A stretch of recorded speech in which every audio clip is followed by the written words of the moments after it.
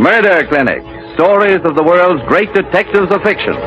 Men Against Murder.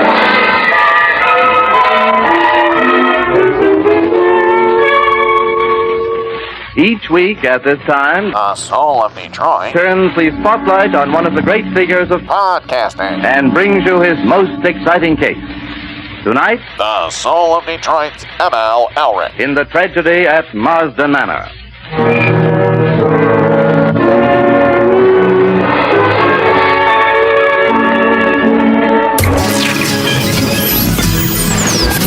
You ass interrogative question around my face. It's gone. What are you doing? What are you doing? Come on. That is not paid for by them. That is paid for by the people of Detroit. You might be qualified, ML. I'm not qualified for this job. Let me tell you something. You want to go right now? Okay? You want to go right now, Al? Hey kids, it's your old pal ML Elric with another edition of ML's Soul of Detroit. And today we have a very, very special guest. You may know him as Jerry Peterson, but that's probably only if you've entered in some sort of business contract with him, or you hold a note to his house, or to his 1972 El Camino, or whatever the hell he's driving these days. But the rest of the world knows him as Jerry Vile. And some people know him as the front man of the Boners. Those people tend to be using walkers and hearing aids. Other people know him as the publishing impresario behind Fun Magazine and Orbit Magazine. And now he's probably best known as that guy that is hanging around the schoolyard. And people are like, is he okay? Well, he is okay. He's absolutely okay. But he is now... Best known as, well, he told me somebody came up to him and said, is that Santa Claus? And I said, I don't think you want to see what's in his sack, because he's putting on the Dirty Show, which started last weekend and runs again this weekend at the Russell Industrial Center, just off of I-75 in Detroit. None other than Jerry Peterson, Jerry Vile. My friend, thank you for coming and joining us. Hello, Mr. Elric. How are you, sir? Yeah, I'm hanging in there. I'm trying to figure out what I'm going to do next. If I get some ab work done, I'm thinking maybe I can audition for some of the performance stuff next week. Be a go-go boy. You know what? I look amazing in a leather codpiece and zippered hood. I'm sure you do. So yeah, people say they like the hood because it hides my face, which is hurtful but tough to challenge. And putting all this together is Mr. Mark Fellhauer, who's here in studio, and Sean Windsor joins us from an oxygen tank in Washtenaw County, where he is continuing to coalesce and to write alternating columns about MSU's got their shit together, MSU's losing, MSU's got their shit together. I don't know what's going to happen tonight against Penn State, but hopefully it's MSU still has their shit together. How are you feeling, Sean? Coalesce, huh? That's an interesting word to use. Yes, I have a thesaurus at home. Okay. Yeah. I thought you meant convalesce, but that's okay. Did I say coalesce? I think Yeah, I said that's all right. Michigan I'm coalescing. State. Here's the thing. I'm I love it when coalescing two around your writers greatness. argue about words. I'm coalescing around your greatness. How about that? So before I came here, I was watching an old episode of How I Met Your Mother, where this woman refused to give Ted a second who date watched those. because he was the kind of guy who always pointed out errors in menus and on signs and stuff like that. And I thought, nobody can really be that miserable in real life. And here we have proof that, no, you can be. So, Sean, thank you for showing me that truth is indeed I just wanted to give you stranger than shit. fiction. Yeah, I don't know that I've ever done that before to you, but thanks for making it a lifelong pattern. Yeah, no. I like the good. exaggeration. It feels like the show is starting to convalesce. Well, whose name's on the marquee? Or coalesce, as some Okay. etymologist. I'm feeling okay, and I'm sorry that you're frustrated by your Spartans. No. Thank you for asking. I am glad that someone with your keen eye is watching them as they take those of us on the bandwagon through some very treacherous territory. But actually, it's not a bandwagon because I'm always on board. But it is frustrating to watch them sometimes. You just don't want them to get paid, but you happily pull for them. They're very well compensated, but we can get to that another time when you're in studio and it's easier for me to put my hands around your neck.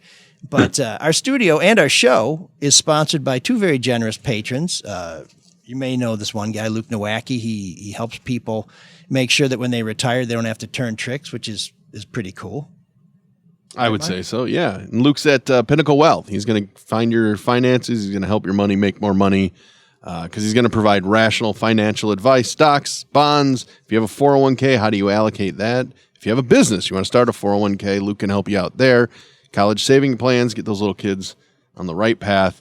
Get advice, get a strategy. Once again, Luke Nowacki, Pinnacle Wealth, 248-663-4748. Because when you call Luke, he'll make it all about you, sweetheart. Securities and investment advisory services offered through Royal Alliance Associates Inc. Member FINRAS.PC. Royal Alliance Associates Inc. is separately owned, and other entities and/or marketing names, products, or services referenced here are independent of Royal Alliance Associates Inc. Yeah. And before that ivermectin kicks in and knocks Sean into sleepy time, let's talk a little bit about David Hall, who has so many 5-star reviews that we don't have enough beads on our abacus to measure them, but who also is still making some great refi deals as the Fed is raising those rates.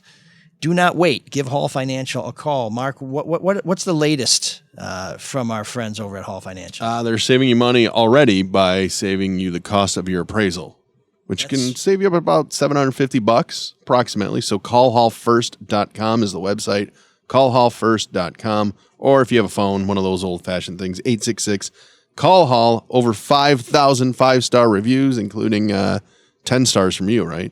Because you used them twice. Yeah, that's right. That's speaking of abacuses, I got to make. Yeah, although that's 10 green beads, so that's 10 times.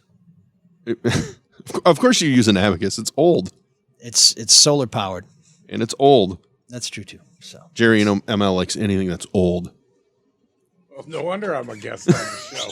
Well, there's a difference between old things and classics, and it is funny to see Jerry being confused for Santa Claus, because when I first met Jerry back in 1990, I was looking through the photo file at the Detroit Free Press, and he was dressed as a flying nun.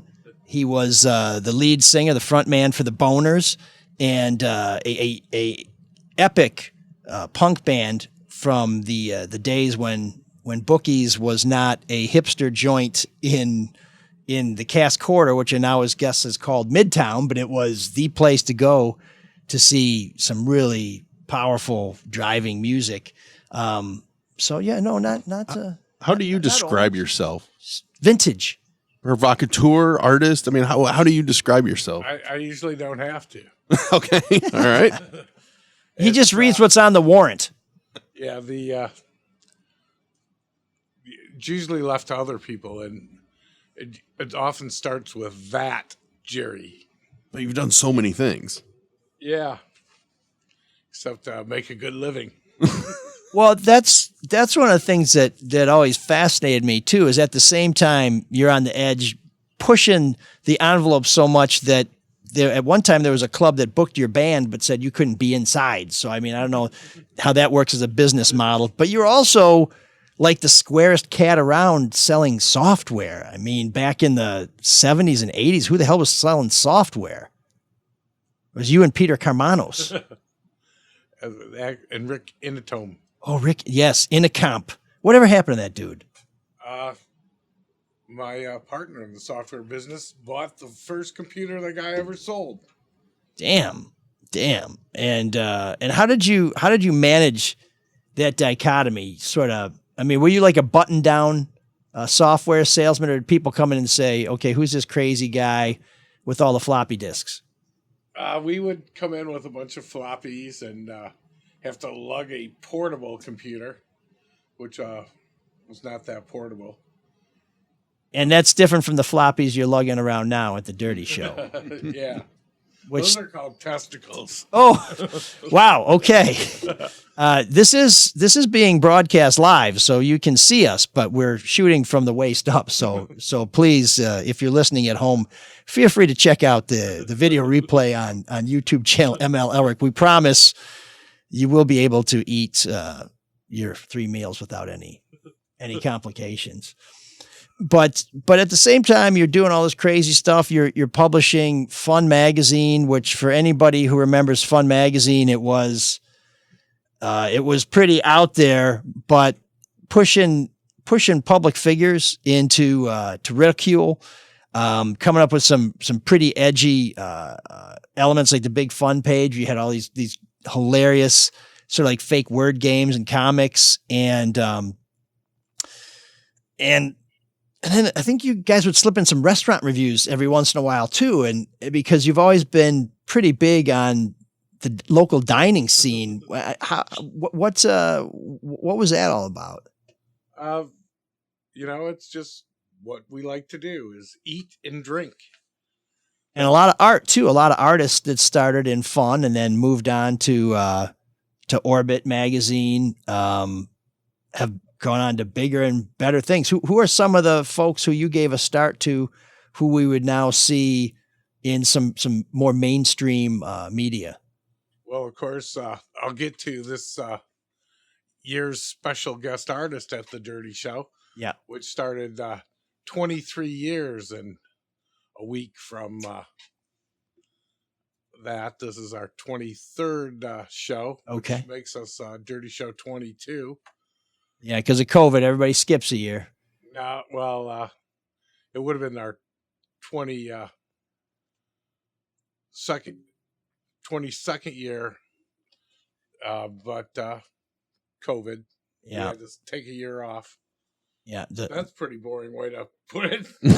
Yeah, I mean, there's nothing cool about that. But so yeah, before we get to your featured artist, you had people who went on to do a lot of stuff out in Hollywood, and a lot of people who were involved in some pretty high profile cartoons too, right? Well, Glenn Barr. Yeah. If that's who you're thinking of, Niagara. Yeah. Mark Dancy. Oh yeah, from Motor Booty magazine, still doing stuff. If you've ever been to St. Andrews Hall and you see their logo, that's one of Mark Dancy's productions, and it really captures that style of his. In fact, a mutual friend of ours, Rob St. Mary, put me together with Mark several years ago because we were thinking of turning my Kwame Kilpatrick book proposal into a graphic novel. And he said, "Oh, you should work with Mark. Mark could illustrate it." And I thought, well, Mark's he has, his style is sort of, it feels to me like it's very exuberant. But then I saw one of the graphic novels he had done about some twisted, backroads pastor. I said, okay, this guy's got enough darkness in him. He might be the right guy to do this Kilpatrick graphic novel, which may yet happen. But yeah, super talented cat. Another local talent that got his start with Jerry. Did you guys have some people end up doing Ren and Stimpy too? Well, that was Glenn Barr. That was Glenn. Okay. Glenn worked on some Ren and Stimpy stuff. Yeah. Another very distinctive style. Very sort of, I guess I'd think of it as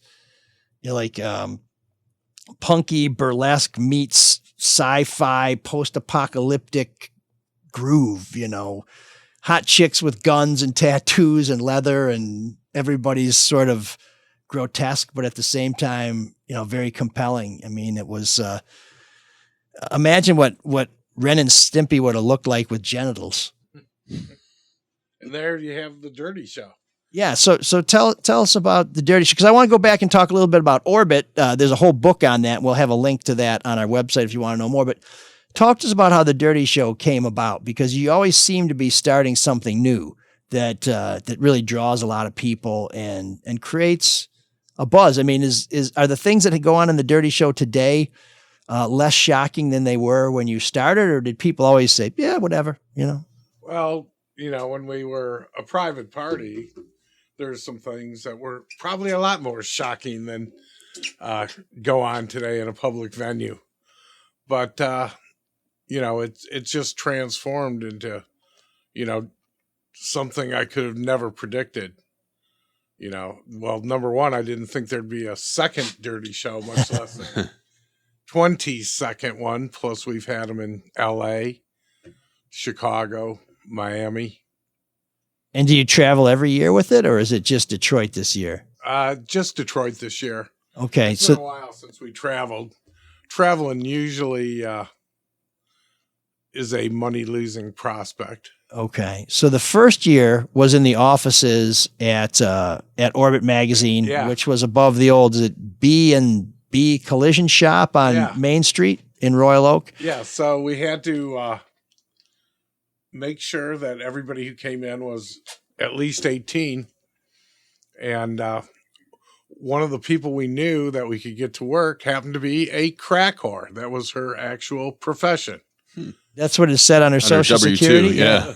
Oh, wow. Well, she was a sex worker who was addicted to crack. And at that time, that Yeah. would have been, well, I guess that would have been around 2000, right? So Yeah, so we hired her. she's kind pretty- of more of a retro addict. I mean, I thought crack Yeah. was kind of whack by then. It was something that most people had learned lessons about. Yeah. So what was she doing? She was Serving checking IDs and appetizers? shaking everybody who came in for money. Okay. So she told everybody it was $5. And there was no official cover charge? It's an There was no entrepreneur. cover charge at all. You know, Good we for were her. just doing an art show. Okay. Except the only thing different about our art show is you had to be 18 to see it. So how is it that you ended up hiring her? Just a friend of the magazine. Okay. Okay. So she wanted to help out and Well, she wanted money, and we're just thinking, yeah, who can we get to do work that'll work for whatever crappy money we were offering to pay. okay. We had never done an art show in the Orbit offices. We had art shows at our year-end parties, Okay. but Which would have been back at, was that back in the state? 2000. Or was it, what yeah, we had something at the state. At the state, I know we had what the hell was it? Wasn't it at one time like, it had some crazy name like Party Town? It was some big dance club that was Clubland. Clubland, that's right, with the peppermint stripe sign out front. It was sort of Miami, LA comes to Detroit. I remember that was kind of a weird scene. And but somebody had gotten shot in Clubland. okay. So they were just totally dead. So we got it for just having a partying, just because they were so dead, whatever. And we packed it, Okay. and They just needed the biz. they needed biz, and then they hooked up with 89X after and totally changed their format to the alternative music thing. Okay. And this first show was just art on the wall, any performance, any there was, interactive. Music and just whatever was cool at the time. Okay. So if someone goes to the Dirty Show, which you can get tickets at dirtydetroit.com, what would you tell them they would expect to see or experience? Like sell us on it. Like what? You know what? They'd probably just have a really good time. And people tend to wear fishnet a lot.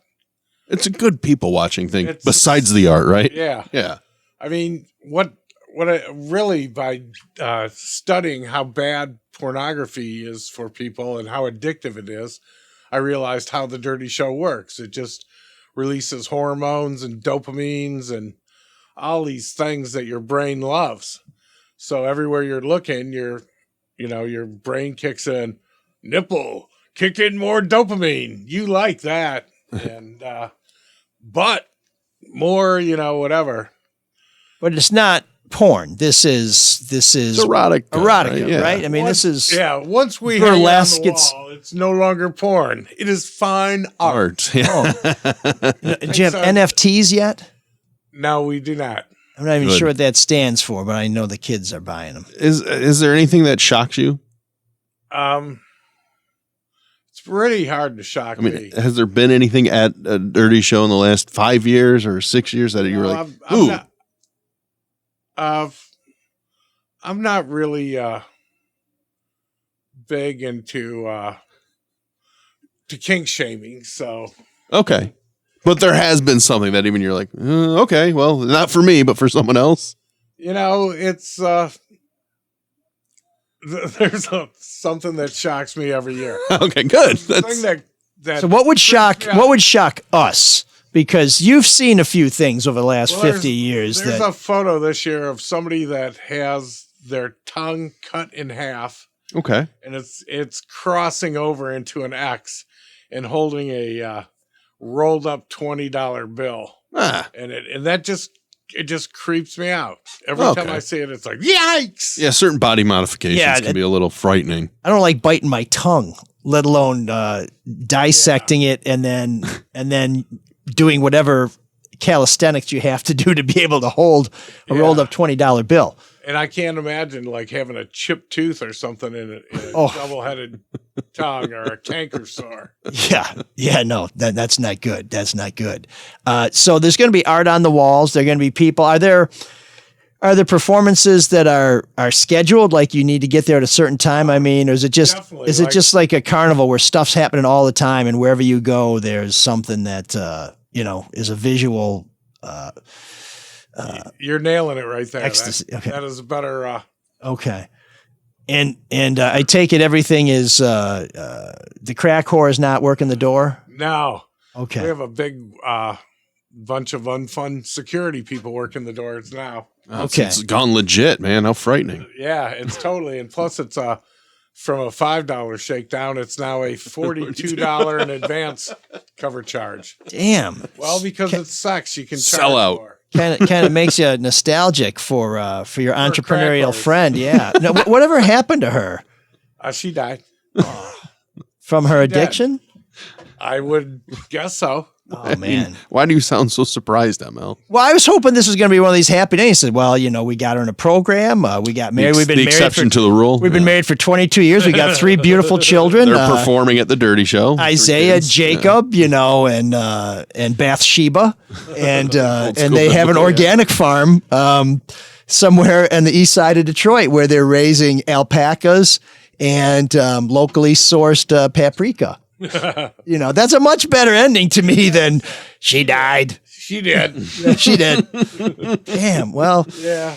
So ML was talking about Orbit magazine. I think a lot of people, when they think of Orbit, naturally think of the Quentin Tarantino shirt, Pulp Fiction. Is there an interesting? Before it used to be called the Orby shirt. Yeah, Orby. Yeah, because that was the mascot. The mascot. Yeah. I mean, you probably have talked about it ad nauseum for a long time, but is there any great story behind that? Were you surprised that he put it on, or did you know about it? Yeah. Well, of course, we knew about it because there's like a 20-something page contract that we had to sign. Really? Just for him to use it in the movie. And it was a scary contract. It was like, what do you think they're trying? Do you think this Quentin guy is trying to rip off our Orbit logo?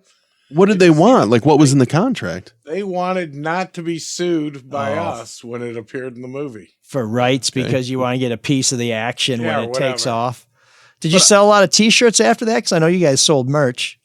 The T-shirts became very, very hip after that. Yeah. Okay. It's what we did was we ended up giving away a ton of T-shirts. Every friend we had all of a sudden wanted a Orbit T-shirt. Well, that's what amazes me, because while you're very entrepreneurial, obviously had some experience with sales, and you're always coming up with something different. It doesn't ever feel like you quite monetize it. I mean, you wondered whether we could get you a ride here, and I'm thinking, well, I don't know if he wants to get my 2007 Ford Focus, but then maybe you're driving a 2001 Ford Escort, because Orbit magazine, fantastic arts, entertainment, and news weekly, beautiful. But how much money did you make off it? I mean, you seem to be more of a guy who wants to make things happen than who wants to cash in on it. Yeah, there really hasn't been any opportunities to cash in on things. Besides that T-shirt. Well, which he passed up. I know. It's not a whole heck of a lot you can do with a T-shirt. I couldn't go sell it as the Pulp Fiction T-shirt. Right. Because of that contract. I could sell it to somebody who, maybe bought a robe at the Salvation Army and wanted to be Quentin for Halloween. That you just got to get some coffee, right? Some real good coffee. Yeah, I mean, I've had people call me up now and want to license it, but, really hard to license a T-shirt design. Well, and you just sort of seem to be someone who wants to do stuff. I mean, when we first met back in 1990, I was an intern at the Detroit Free Press, and I was writing about Jerry because Orbit was just getting ready to launch. And one of the stories I ran across, and I'd actually seen it and didn't really put two and two together, was that Jerry was part of the cast for a PBS film, one of the first things directed by Jonathan Demme that starred Susan Sarandon and Christopher Walken. And Susan Sarandon was raving at Jerry's charisma and his magnetism, and I got Jonathan Demme on the phone. I would have preferred to have Susan Sarandon on the phone, but I got Jonathan Demme on the phone, and it was very much sort of one of those Hollywood conversations where, like, Mr. Demme's on the phone, and he's only got 5 minutes, and I'm talking to him, and I can hear it sounds like he's by the pool, and he answered my questions, and I said, "Did you really tell Jerry he should come out to LA and consider a career in Hollywood?" He said, "I absolutely did." I said, "Well, why was he?" He said, "He was just an amazingly talented cat." And I said, "And why didn't he?" He's like, I don't know. And then I think I said, "Okay, just one more question." Like, "That's your 5 minutes.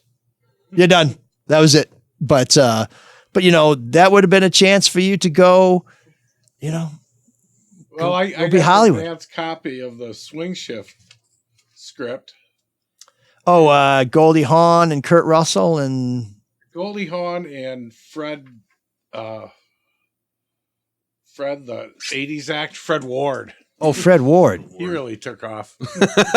Yeah, rolls right off the tongue. Yeah, Remo Williams, The Adventure Begins, I think. Wasn't that his big thing? Something like that. And he was one of the astronauts in The Right Stuff. Right stuff, yeah. He was the guy who shit the bed. He opened the capsule. Yep. Gus Grissom. Oh boy, rest in peace. He's now charging cover with that crack whore, I think, somewhere in the heavenly acres. On another podcast with David Wilcock. Is he? I don't know. He's one of the astronauts that. There's a few of them that talk about aliens. Oh, He might be great. one of them. So I guess they may have met him in their travels. But so you got the script for Swing Shift, and you said. Then he wanted, what did you think of it? And I didn't like it, and I forget what kind words I used to describe it. Like, it's very interesting. Did you ever see 1941? Is what I said to him. Yeah, and I love 1941. There were some good parts in it. There was that was kind of a. It seemed like it was more of a star vehicle than an entirely cohesive movie. I mean, you just kind of went from scene to scene with all the Saturday Night Live guys in there. Yeah. I did like it when the ventriloquist guy was on the Ferris wheel and it cuts loose and starts rolling through the time. That was the Jerry Lewis kind of guy. Yeah, that was pretty good. Yeah. Well, I love the dancing to Sing Sing Sing in it. Was that the big swing dance scene where they have the fight? Gene Krupa drum solo. Yes. Yeah. Yeah. That was Dan Aykroyd, John Candy was in that. Belushi. Bunch of other people. Oh yeah, sorry, I meant well, Candy was in it, and Belushi. He was the crazy tank commander, wasn't he? Or like an American. Or no, Aykroyd was, I think. But yeah, he was a fighter pilot. Yeah. Wild Bill, whatever, Buckaroo Banzai. So you didn't do Hollywood, but I mean, you just seem to have this need. Maybe it's like a homing thing to sort of be around here and push the edge and do things that make people think and make people talk, and I guess one would presume make you wealthy beyond our wildest dreams. But it seems like you just kind of just keep going. Yeah, well, it's weird. Like, acting.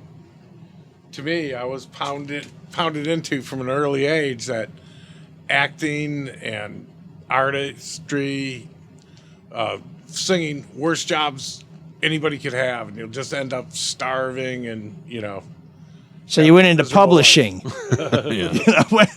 Boy, somebody should have told you that about the media. That's pretty brutal. We were talking beforehand, and ML mentioned there was an art installation you did in 2013 for the bankruptcy, which was a giant Crisco can to Yes, it was. ease the That's pain. I thought it was scissors. That's right. The Crisco can for the bankruptcy. So what happened with that? Was that a battle of any consequence? And where is the Crisco can today? It was sold at auction to Amir. Oh, the old owner of St. Andrews Hall, right? Yeah. Yeah. What did he do with it? Clutch cargoes. And, He's probably got it in a Swiss vault somewhere. So what you did? You took this giant Crisco can and put it. Where exactly did you put it? Well, I had to make really detailed blueprints and have it fabricated, and it was basically a D. And then to get the graphics made to stick on that D-shaped, and then cut out the notching for the ledges where the fists were. And where did you take it at? Where did you leave it at? Did you leave it at the DIA? Put it right under the fist. Right under the fist. Yeah. Okay. Yeah. That makes a lot. On Jefferson Avenue. Right Makes a lot under more it. sense. There Yeah. were some knuckle drags in the. How long did it top stay of there? the Crisco. So was it really full of Crisco, or was that some sort of It was silicone. silicone? Okay, so the idea was the bankruptcy's Sure, coming, fisting us. Yeah. and we're gonna get course. it where you Where it probably hurts. don't want it, and the Crisco may make a horrible experience. Just that less friction. that much less horrible. But that's again, this is you trying to stir the pot. I mean, what drives you to get out there and just say, you know what, I'm gonna give it to people in a way that really makes them think, but they might not have the courage to do on their own.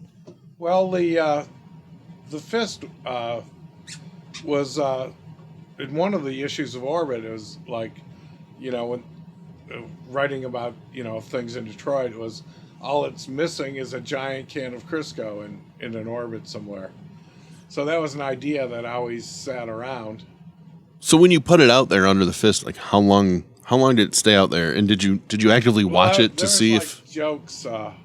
It only lasted a few hours, but that was a time when your garbage cans could be in front of your house for weeks yes, in Detroit. the city services weren't the greatest. Yeah. Or an abandoned house could be up there till somebody For years. We got to get rid of that Crisco can. Yeah. So they sent city workers out really quick to get it, and Did you walk out there and go, hey, what are you guys doing with my Crisco can? I had somebody else call. I didn't know if I was going to get some kind of fine, littering ticket. Oh, weak. So, but you were able to get it back. Yeah, They didn't take it to the scrapyard or try it They out. took it to the city impound lot. Okay. Did you have any other kind of guerrilla art installations like that? There was a right after the Crisco can, there was these giant for sale tags that mysteriously appeared on everything in Detroit. Yeah. Yeah. Because Everything it was seemed up for like sale. Everything was going to be up for sale. It seemed like the DIA was Belle-Isle, owned DIA, by the Walmart zoo. family. Yeah, there were a lot of them. Yeah. the Walton family. Yeah. Yeah, that would have been great. Then we could have had hillbillies fondling the thinker. And That'd be and we decided to put this in our bathroom because he's sitting down like he's taking a squat. exactly. It'd be a demonstration project. It's to help the kids get out of the outhouse and onto indoor plumbing. Yeah, and then the DIA, when that was really getting close and Graham Beale was getting ready to leave, took a bunch of flamingos, which had been spray painted to look like vultures, and put out one of those little flamingo parties for his retirements. I feel like you don't see many of these kind of guerrilla type art installations anymore. I don't know. You just, Now, I quit doing them yeah. because they just cost a lot of money. But they get such a good reaction. I mean, everywhere, not just here, but everywhere. But they And don't you get don't- a good reaction when you have to buy hundreds of pink flamingos Sure.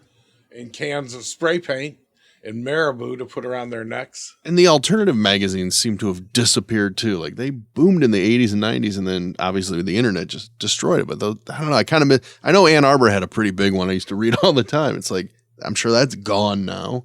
Just not a sustainable business. it was getting hard towards the end of Orbit, with print, with the internet catching up. And I mean, when the Village Voice can't really do anything, But I'm surprised they can't even find a footing online. it's was never their model to be online. We were one of the very first magazines on the internet, and basically what happened to us was our staff got all grabbed up by Suck, and the people in our office that knew how to do websites got really incredibly great jobs. Yeah. Yeah, that was when, if you could If you knew HTML back when people didn't know Sure. there was a thing called HTML, yeah, you did really well. you could write your own ticket. So tell us before we let you go about the featured artist at this year's Dirty Show, and Once again, dirtydetroit.com for more information. Well, this year our artist is Tristan Eaton, whom used to be an illustrator for Orbit magazine. And turns out we gave him his first ever illustration job, art job. And since then, he has gone on to become about as famous as any artist from Detroit has ever been. And you said way back then, I know this kid's going to go far, right? You immediately realized. It's like we thought Glenn Barr was going to go far, and Niagara would go far, and they would be in museums. But Tristan actually did go into museums. In fact, he's part of the MoMA's permanent collection. He invented the thing called the Dunny and the Money, which are some of the very first vinyl toys. He was the co-creator of Kid Robot. And these vinyl toys became huge. And if you just look at, any, like when you're buying your daughter toys, like I'm sure you saw those My Little Pet Shop things, and Oh, yeah. all that stuff was, seems to have been influenced by the underground vinyl toy movement. Which seemed to be, was that really big here in the beginning? I feel like, was that Well, there launched one here? Or am I? shop here? It's bigger in big cities. And you were saying before Other the show countries. that Tristan did something with the Super Bowl. Was it this year or was it before? It was the 100th NFL anniversary year, 2020. Okay. The last Super Bowl without Corona. So that Miami, I want to say, yeah. Yeah, Miami. Okay. And he did the ticket, the program, and his art on that will make those tickets and programs collectible, by the way. Wow, that's a huge gig. No, it's probably more collectible than, they've been since. I'm trying to think of somebody big. I don't collect that stuff. So, Well, when you say collectible, I think, one of the things that led to Orbit's demise is one of the things that's leading to sort of our demise as a distinctive place, which is Dave's Comics and Collectibles. That was and I think Glenn probably did a lot of the illustrations for their ads too. He did them all. Yeah, and Higgins. These ads were suitable for framing. That was a great shop. The record shops, all the clubs and restaurants and stuff. There's still places to hear music and get a beer and things like that. But just these places where you could go and just have this tactile experience with music, where I want to hold these albums, or I want to look at this, or I want to listen to them, or I want to look at these vintage toys or comics. That stuff just feels like something I can it's all roll going. an illegal joint in. Well, it's legal now, Jerry. You've been around that long. It's all okay now. When I got popped for it, it was a felony. I'm sure. When did you get You and popped John for it? Sinclair. High school. So what year? Like, are we talking? Yeah, is that around the? John Lennon did not write I a was gonna song say- about me. Well, you didn't get 10 for 2 either. No, Yeah, so Or did you? I don't know. What did you get for it? I got a hash pipe taken away. I mean, did you get hit with any time for it? I got grounded, Okay. well, there you go. It's just as bad. That's American justice. and I think we spent about 3 hours in jail and had to wait for his parents to come pick us up. Does it shock you how pervasive it is? Like how it's just everywhere now and it's legal? No, I was thinking and hoping much more would be legal by now. Yeah. Well, shrooms are getting there. We're on our way. Yeah, we're on our way. Well, it sounds like shrooms were like the answer to depression and every other Microdosing. psycho Yeah. problem that Klonopin and Valium didn't fix. Yeah. Well, they thought the same thing about LSD, but I think that thing got out of hand, and so they kind of abandoned it before really, giving it a full scrutiny. But yeah. Well, I think the people that were conducting the tests were going, this is kind of fun. Yeah. Well, that's Timothy Leary. I mean, prime example. That's what are we using our grant money for? Well, I got this. I got this bus covered in paint, and we're driving plus around with these young hotties. Hard to get a lot of public support when you have the merry pranksters doing, driving around, and it may have been a marketing issue. Yeah. Oh, And absolutely. you start saying stuff like, "Hey, give the kids these, and they won't want to join a corporation or fight in a war." Yeah. And Eli Lilly's saying, "Well, we're a corporation." Well, now they realize they can make money off of it. So yeah. Yeah. So talk to the Dolphins with it, which is that John Lilly? I'm not sure. I think we're gonna have a dolphin on next week. We just they have such high pitched voices. I'm not sure that these microphones are ready for it. And I've heard dolphins are actually mean. Like they taunt people and they rape people. Yeah. So sex for pleasure. Yeah. So we may have, if the dolphins are in, we're gonna have them sit on Sean's side of the studio because I don't want to get too close to an abusive porpoise. Dolphin. You're such a dolphin phobe. I've already had my my unpleasant probing as a candidate for public office. So. Yeah. So back onto the Dirty Show. Please. There are probably 15 different burlesque acts a night doing multiple skits. So you'll see like real sexy Gumby. Very nice. You'll see somebody and somebody's pokey. A certain part, but not of the his character. anatomy. Yeah, no, exactly. That's where the Crisco can ended up. Exactly. So that would be Jet Noir. So you'll just see a lot of things you most likely have not seen before. You're going to see stuff that will blow you away. And I happen to like the boylesque even better than the girls, as much as I love burlesque. Because the guys they just crack me up.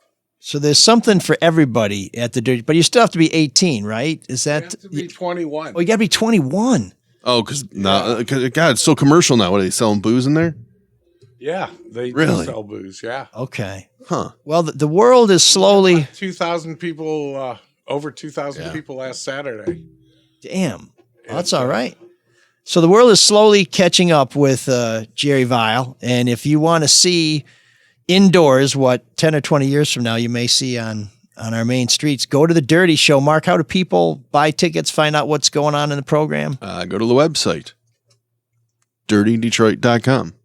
So Jerry, see all the different tickets available and check it out. Get an idea of what you're going to see. That's right. Prepare yourself, brace yourself. Think of it as rubbing a little Crisco on your brain. Yeah, you can also go to dirtyshow.org. Okay. How is that different? It sounds more... it's a but it sounds like a nonprofit. Nonprofit, yeah. Well, it sounds like an orgy. It sounds like okay, there you go. You're just making enough profit to buy another 100 flamingos and turn them into vultures. So any profits will be reinvested into public jackassery. So yeah, and Tristan's art ended up on the cover of the Metro Times this week.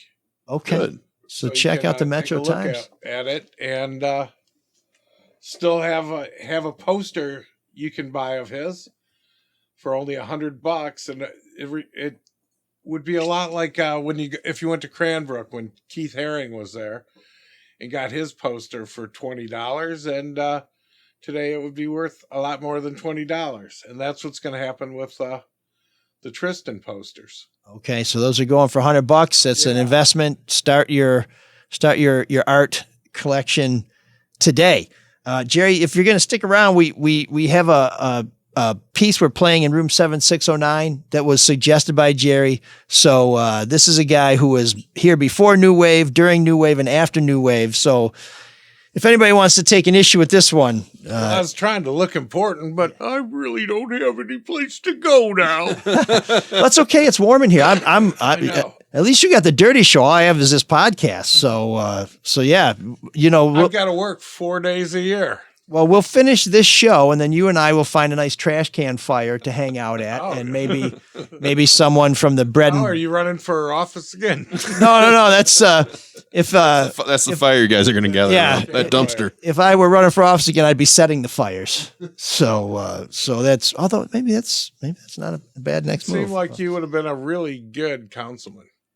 I would have been different from what we got Yeah. now. That's You would have been more for miserable sure. than you are now, But, though. I think you would have. It would have been. Let's put it this way: a few hours a week with Sean would not have seemed so bad after spending 5 days a week with some of the people who are running the city. And I just found out that that a guy who I exposed many times at Fox 2, Brian Banks, one of the most nefarious characters in recent Detroit political history, is mounting a comeback. So yeah, I think that who's going to keep an eye on him now? Seriously. well, I mean, who's going to keep an eye on any of us? I wish I knew the answer to that, and I'm frightened that I don't. Oh man, the geeks have inherited the earth. Did I do that? What a dork. Does him wanting to play with us again mean that he's turning into a geek, or we're turning into cool guys? I think the show is starting to convalesce. It's really coming together. Unlike Hudson, Ohio, which is no shanty town, thanks in large part to their former mayor.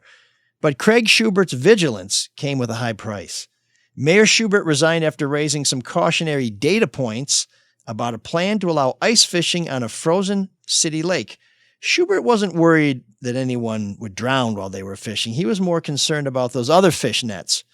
If you allow ice fishing with shanties, then that leads to another problem. Prostitution, he said. He didn't offer much proof, but we've heard enough evidence to anoint him our Geek of the Week and to surmise that he will not be buying a ticket to this weekend's that would freak him installment of The Dirty Show. I might kill him. See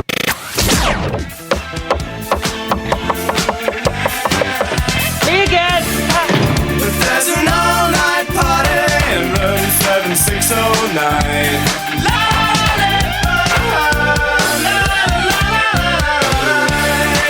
And you can dance together all night if you've got the time.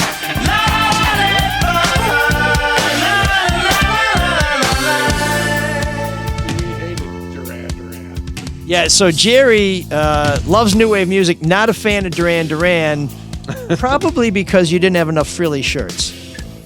They were girlfriend stealers. Oh yeah, no, if Rock and turned it into like bubblegum punk rock. oh yeah, no, if John Taylor walks into a room, if Simon Le Bon walks into a room and you got a woman on your arm, all of a sudden you don't. I mean, these guys were good looking and really good at what they did. Wasn't safe till George Michael. Well, I think the ladies like George. He just didn't really reciprocate. But Jerry has suggested that we listen to No Tears by Tuxedo Moon, which got quite an edge on it for New Wave, but we're going to talk about why it fits into that category on the backside.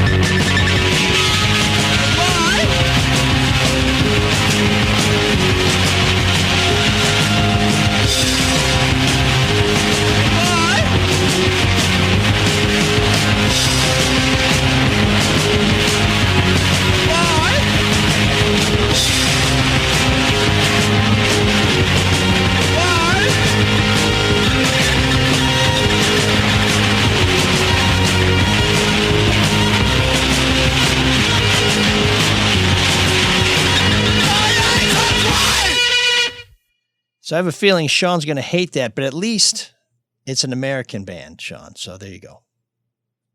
I liked it. Oh, okay. Contrary to the end. A real toe tapper. A little long, but I liked it. Yeah. What's the story behind that song? I just remember, one week it became the cool song, the cool record. Todd's was just opening. Oh, God, Todd's. And that's when, wow, really cute girls dancing too. Because is what 1978, I think, is what it said. So it's a little pre-punk, which is puts it in context. Maybe in the middle of punk. Yeah. So really, back end of punk. 78. Oh yeah, I would say. Okay, what year did punk start then? 74, 76 are like the Ramones type things. Wow, for some reason I thought they were later. Back then, Iggy would be. Oh, Iggy, of course. Well, you could say MC5, right? Yeah. MC5 is late 60s, Yeah, early 70s. MC5 would not fill a dance floor at No. Lemire Vipere in Chicago. Yeah, stop listening to the Beatles, Mark. Come on. What are you talking? I know I listened to all that.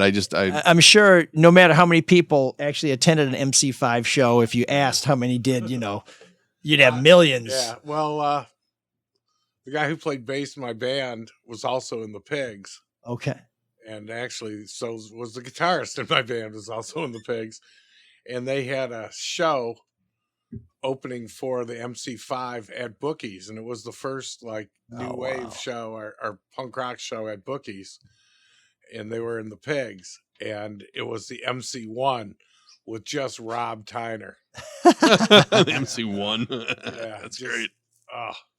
I just found out that Fred Sonic Smith is buried not too far from me at Elmwood Cemetery on Detroit's east side, which is kind of nice making that about you. No, it just kind of makes me feel that I have a very tangential connection to the MC5 because I always thought of them as an Ann Arbor band, right? I mean, they were sort of like Bob Seger. I mean, the guy was he from Saline or Dexter or someplace?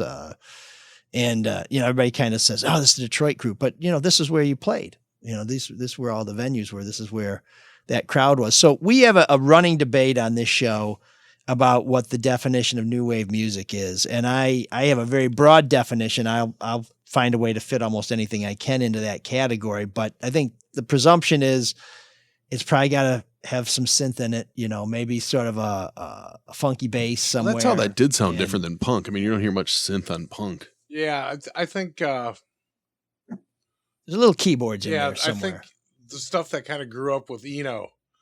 Yeah. Yep. Instead of Iggy. Okay. So is it just having one electronic instrument in there sort of gets you consideration? Well, I think it all punk came out of Bowie. Okay. And the rockier stuff came out from the Bowie Iggy connection, in Lou Reed connections, and the new wavier stuff came out of the Bowie, So I would say Ultravox is probably the first new wave. And we've played them on this show before, and Jerry suggested Ultravox. He also suggested Visage with Fade to Gray, which we've also played on this show before. And we're going to hear from one of our listeners about another band they want us to play that I think we've played before, but I'll wait to get to that till we get to your feedback. So, Jerry, thanks for suggesting No Tears by Tuxedo Moon. As you know, we're always looking for your suggestions for overlooked new wave gold or bands that just never got their due, or, that band that everybody knew the A side, but you know the B side. I forgot to bring you in Rob St. Mary's double Detroit compilation album. Speaking of overlooked bands. Oh, was that something he did as part of the Orbit book, or is that no? It's separate? part of the Detroit Punk Archives. Okay, which is his website. Okay, well, and the when I think of video and Detroit punk bands and things like that, I think of Thomas Video in Royal Oak, because Gary, and I can't remember his last name, was in a band. Was it Sinucide or Cinecide? Cinecide. Cinecide, yeah. Whenever I would talk to him about something for the paper. He's like, "Hey, can I send you the Cinecide album or CD or DVD?" And he did a movie called Face the 80s that sort of looked back at the Detroit punk movement and how it was fading or evolving as the 70s were coming to a close. And I've got a videotape copy of it somewhere, because of course it came from the guy who owned Thomas Video.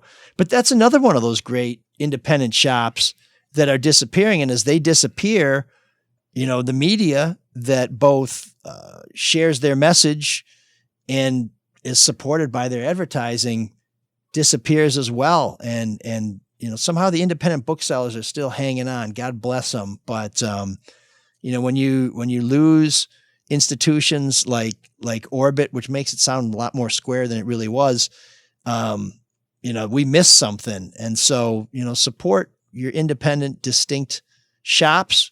Don't resist that urge to make the easy click and have it dropped off by drone down your chimney. And support our local media, Metro Times, Deadline Detroit, Detroit News, Detroit Free Press, and and some of the people who have been making this happen and making us thinking for a long time, like Jerry Vile. So check out The Dirty Show. And Jerry, thanks for coming in. All right. You don't have to leave. You can hang out for a bit. Yeah, no, we're yeah. ML's not kicking you out. No, he's welcome to stay. We're gonna split an Altus later on. I got 2 straws. And romantic. And we're gonna aspirin. We're gonna find a way to put the straws through our masks. So it's gonna be responsible debauchery, which is really what it's all about. So we've had some new donors step up, because one of the ways that we're trying to stay afloat, as sponsors are hard to come by because these are tough times, is by our generous listeners and viewers who send us a little loot when they can spare it. And one of those is longtime listener and first-time donor Anthony, who checks in with this wisdom. "I guess I've listened to enough shows to contribute a few bucks. Keep up the good work. My favorite is when you guys argue whether a song is new wave or not." Well, there you go. We gave you one more reason. Oh, there's a reason behind the argument. Oh yeah, no, but he loves it. It's a lively debate. That's what we all enjoy, I think. He says, "Who gives a shit about a song if it's good? To this day, I believe a previous long-term relationship started to break down when I literally laughed out loud at my girlfriend's suggestion that REM was a punk band. And Anthony, you were right. And I trust that you're better off." Gary also became a patron, noting, "Love the podcast, hope it's worked out financially. I'll do my best to donate more often," to which I say, amen. Mark, how do people join Anthony and Gary and other generous people in keeping this show on the airwaves? Little website, mlsolodetroit.com, and a little donate button on there. You can press it. It's so easy. Just super simple. Test our theory. Yeah. Test our theory. And we'd appreciate if you'd consider sponsoring this show. If you have a business or a service or a product that you'd like to have people know about, we are one of the top-rated news and commentary podcasts in the country. We have a very wide and deep listener and viewer base here in Detroit, particularly on the east side. But we're big in Ann Arbor and in Grand Rapids even. So, and we hit some numbers in Clinton Township. So we cover the waterfront. So if you'd like to be a part of us, send us an email, mlsolvedetroit@gmail.com, and we'll hook you up. It doesn't cost much, and we'd love to have you on board. We have a lot of people who pay a lot of attention to what's going on in the world and who, for some reason, think we have something to contribute to the public discourse. Like Jim, who writes, "Hey gents, hope Windsor's feeling aces. Bill Simmons tweeted, Brian Flores has been adamantly saying for 2 straight days that Dolphins owner Stephen Ross offered him $100,000 per loss in 2019. How is this not the biggest sports story of the year? Is the NFL commission alive? Isn't this Ross stuff accusation in an era with all this gambling worthy of him losing the Dolphins? $40 million will gamble on the Super Bowl. Tanking really undersells what it is. The other word for this is racketeering, when you're throwing games and shaving points knowing literally billions of dollars are being gambled on the league. I don't know how Ross isn't thrown out on his ass like Don Sterling was in the NBA. And it's not just the first time Ross has been accused of being a criminal. David Jesse at the Freep caught him in a huge tax scam with a U of M. Well, Sean, you and I were talking about that the NFL's bigger problem in the whole Flores lawsuit was the fact that there was allegations of the integrity of the game being thrown off because of the money offered to tank. But the reason it wasn't so big is because there were a lot of race allegations in the lawsuit, and that just gets people's attention far more than trying to pay people off for a game. Agree or disagree? Well, of course it does, and it probably should. I mean, right? It's a bigger problem in our society. Yeah, but I think for the NFL, their bigger issue is, oh no, we don't want teams tanking on purpose because there's a lot of gambling involved, and if it seems like it's fixed, nobody's going to want to gamble on it. Now, that's true, but you're right. You're right. I mean, in the NFL in particular, I was saying, but the NBA teams tank, right? Everybody kind of knows it's wink, wink. There have been scandals in baseball. Those are sports with so many more games, though, so maybe it's not quite the same, and there's not an interest on any given game like there is with the NFL. But you're right. But what? Go ahead. Sorry, I was just going to say, I will say the NFL knows it should be a bigger story, too, because they announced, like, right before kickoff of the Super Bowl, where they knew it would get buried, that they're investigating Ross on these allegations specifically. No, it's crazy. If he was doing that, trying to buy losses for what, $100,000, basically. I mean, by who the knows? way, Maybe it was $100,000 for a loss, not nearly enough money for destroying a guy's coaching career. Because if the guy goes 0-16, he's not going to get hired again. I mean, what happened to Marinelli? Well, not only that, but forget the Bears. record. If he takes the money and it gets out, he's ruined, right? Yeah. Forget the record. Yeah. I mean, nobody will touch him. Tanking in NFL is a much better proposition too, because it's a straight, you're the worst, you get the first, right? Whereas in basketball and hockey, you have the little draft lottery where you can tank and still end up picking, 4 or 5 spots back. And God, there's so much money in the NFL. If you're throwing games like that, there's no stopping the NFL though. That product is too good. Too many people love that product. So I am not an NFL fan, but I caught a lot of that Super Bowl. That was a pretty good game. And okay. the playoff games, those championship games, that was fun to watch. That's kind of boring. No, this was his. And Matthew Stafford, you heard it here, has never lost a bowl game. The playoff run overall was as good as the NFL's had in a long time. Before we get to the next couple of feedback, folks, if I may, Mr. Elrick and Mark, can we stay in the NFL for just a second? Yeah. Because this is amazing. The ratings just came out. Guess what city led the ratings? Detroit. For the Super Bowl. No. LA? No. Cincinnati. Jennings. Oh, Cincinnati. So Cincinnati leads it with a 46.1 share. You want to know who was 2/10 behind that? 46%. So that's 46% of the TVs that were on the Super Bowl? Yeah, so half the other people watching. Half the greater Cincinnati area was watching the Super Bowl. 46.1. Number 2, Detroit, 2/10 behind. So Detroit almost led by 2/10. It was almost. Is that not? I mean, imagine if the Lions were actually in the Super Bowl. Oh my God! And that's just crazy. The city would explode. So I watched. I don't think people could handle it. I mean, right? I watched the second half at Delroy's First Place Lounge in Detroit, and I will tell you that crowd was overwhelmingly cheering for Matthew Stafford. There was one hater at the bar, but everybody else was very, very happy to see Matthew Stafford. Well, everyone should read Sean's column then today. It's about that very thing. Well, they should read Sean all the time. It should be like today. Consulting a prayer book.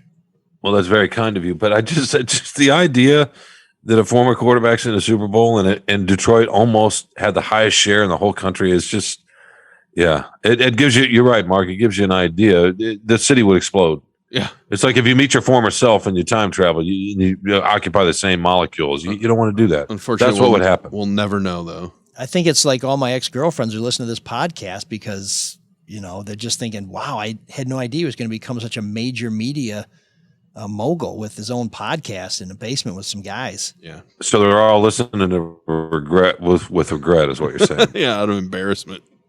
That wasn't what I was saying, but I'm disappointed how you flipped it. You probably were. No. You're probably cheering for Joe Burrow. I would have regret too, if I left you. But fortunately, you left me. No, it feels like you left me. I love a good lover's quarrel. This is a good time for Keith to jump in and break up this clinch. He says, "Hi, ML. Love the podcast. Local topics, funny banter, and you like craft beer. I'm a home brewer myself. Sorry about your loss on your run for city council. You gave a valiant effort. I enjoyed hearing updates on how you campaigned. So that was the guy who enjoyed those updates. Everything by the book and above board. Refreshing to hear when we all seem to hear on local news is of the corruption going on in the city. Here's a suggestion for room 7609. Don't Tell Me by Black Mange. Now, I think we've played, or Black Mange. I think we've played Black Mange before. I don't think we played Don't Tell Me. I've listened to every episode, and I don't think they've been highlighted. We have to check the back catalog, Keith. I apologize if they already have. Apology accepted. The song is not on iTunes. Not sure if that makes it a song rare or not. Now, Mark, sometimes you have trouble finding the songs we come up with on whatever music service. Yeah, not always, but yeah, it's always out there somewhere. So I think that probably qualifies it as a rare track. But anyways, Keith says thanks and keep up the great work. So we will endeavor to persevere. Rachel inquires, can you speak to whether it was known in your media orbit if Frank was slipping mentally towards the end at 760 WJR, referring to Frank Beckman, who spent almost half a decade working for WJR as a reporter, as a sports, I don't want to say comedy. He did play-by-play. And for the Tigers, for U of M football. And, of course, he had the Frank Beckman show in the mornings. I listened to a couple times a week up until his last show, and I did not suspect anything like that. He still seemed sharp and witty, even as an old boomer recording remote from his house. If you forced my hand, there were times once in a while he'd forget a name, but it was like totally normal for any 70-something or 50-something for that matter. Or 46-year-old. It's shocking how frighteningly fast his health deteriorated after he left the studio. Reminds me of Joe Pa's cancer taking his life only 11 weeks after he was fired. I don't know that we want to throw Frank in the Joe Pa category, but maybe this cues up any stories of him you can share. Frank is a legend. No one will ever wear that many hats and do them all so well. We had interviewed him around the time of his retirement. I never would have suspected. Sounded fine. No, so until Kevin Dietz left Fox 2, I was Frank's regular fill-in host at WJR, and he was, okay. So there we go. I'll tell you this now. Here you go, Sean. Story about ML. I would sneak in to the studio like just I'm sorry, before I wasn't listening. the show. Sometimes while they were reading the 9 o'clock news and do the show and then leave right afterwards. And that wasn't always cool, but I was doing 2 jobs at the time. Frank, who'd been doing it forever, I was told would get there at like 5:30 in the morning, do prep for 2 or 3 hours before he'd go on the show. I mean, up until the end, this guy was totally engaged, totally committed. And I saw him actually at a golf course. I was golfing with Jeff Lesson and Dan Leach, and Frank was walking up as we were leaving. And I think everybody who knows Frank knows he liked something brown in a glass. He liked a cigar and he liked to golf. He looked fantastic. If anything, he had kind of shaggy hair. And I thought, Frank Beckman is going hippie. Looked great.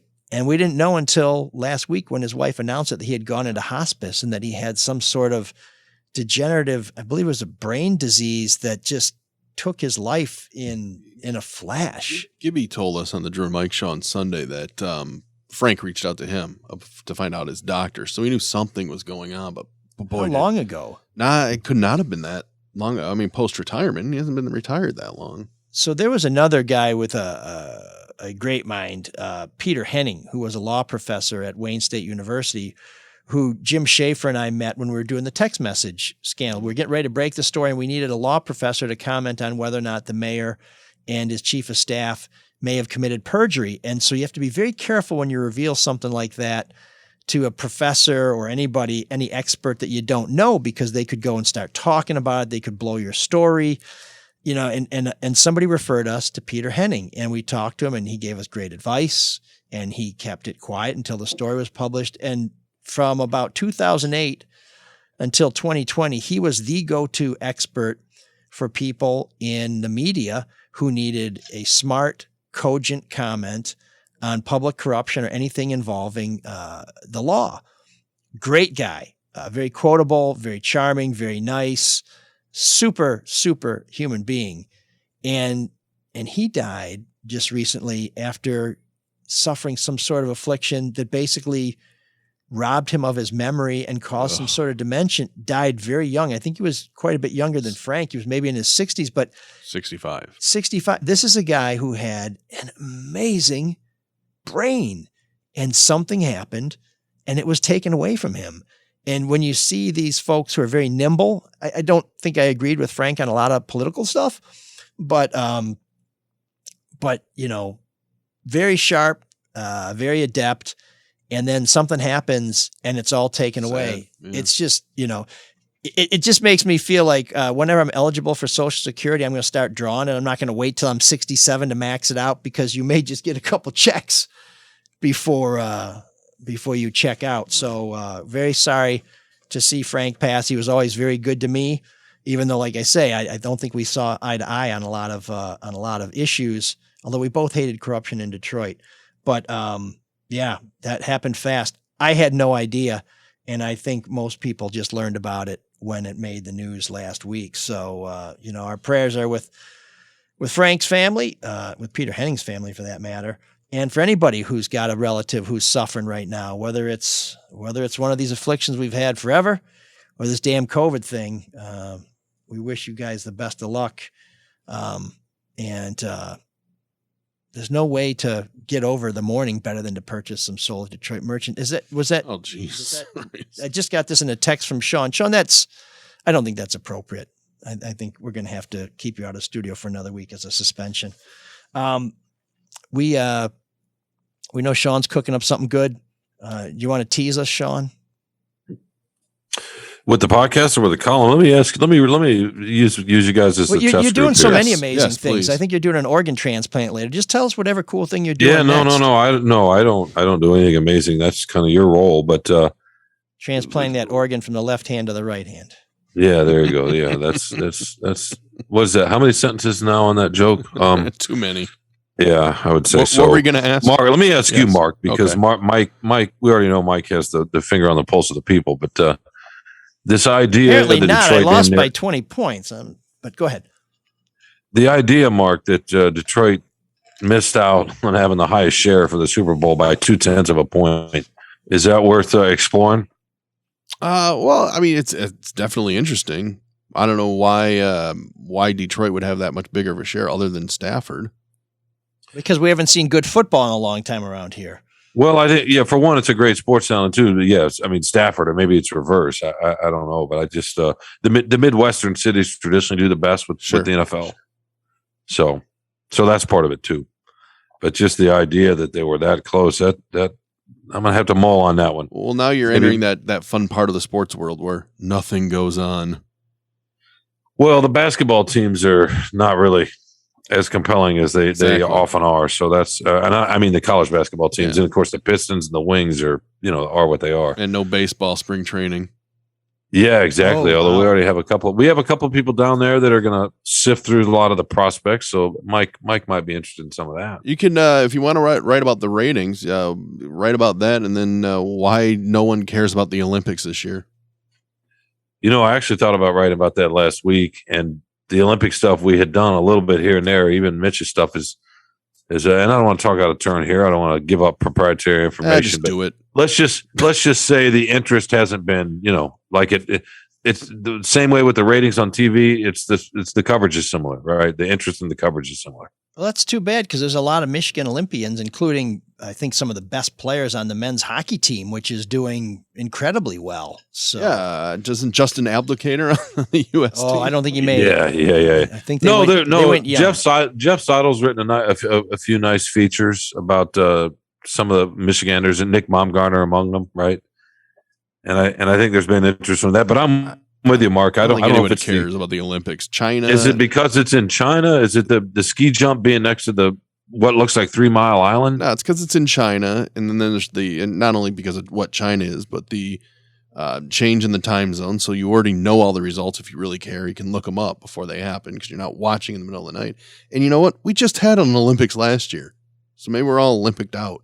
Doesn't China get the Olympics every year now? Pretty much. Well, it's going to go to a strong man in his country, wherever. Do you agree with the movement, the push we've heard, over the last several years that there should be one site for the summer games and one site for the winter games, And because I think a lot of people are uneasy with the waste and what it does and the structures that just sit there and get moss on them and that sort of thing. You know, there's no more corrupt group of people in the world than the IOC. FIFA comes close. Yeah, and but people the IOC are not is awful. They are, and I just think there's a little bit of unease with the corruption. Yeah, and the wastefulness in these times. I think that's part of it too. Yeah, I don't know. I don't know if people care about the wastefulness as much because it's for a big party. Nobody's not watching the Olympics because they're worried that there's a rundown neighborhood on the other side of Beijing that the cameras are not. No, it's not that place. It's just the overall sense of what's going on in the world, and do we really need to go spend all this kind of money? I mean, but people love the athletes too, so it's kind of that's the other thing. There are no huge major U.S. stars, and people want to be entertained. They'll watch a show. I agree. I don't think they think that deep about it.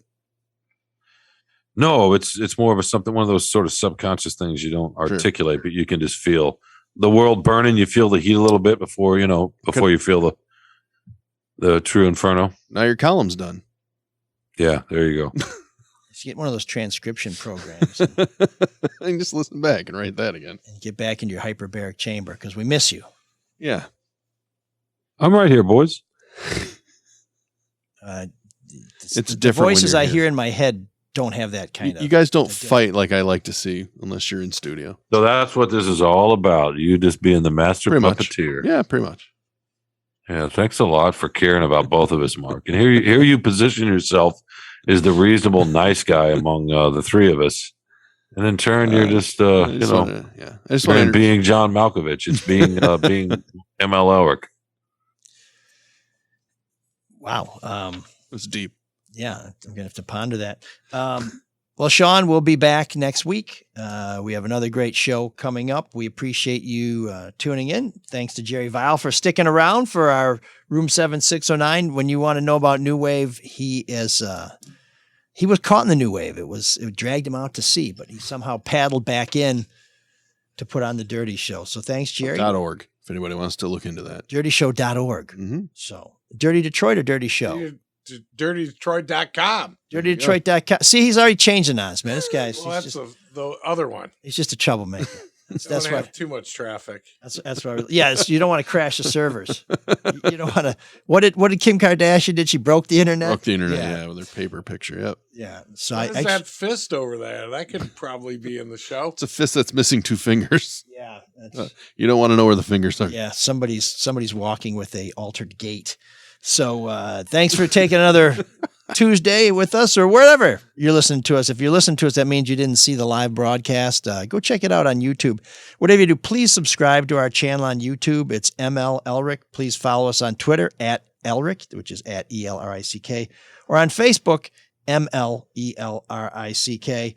And, the rest of the week, you got some time to kill, right? Well, there's the Charlie Duff No BS News Hour that posts on Friday and every day. There's plenty of great stuff on the Drew and Mike podcast. So until next week, we'll call upon our friend Cyrus before he gets to the Dirty Show to take us out. Can you dig that? Can you dig it? Can you dig it? You have been listening to Soul of Detroit.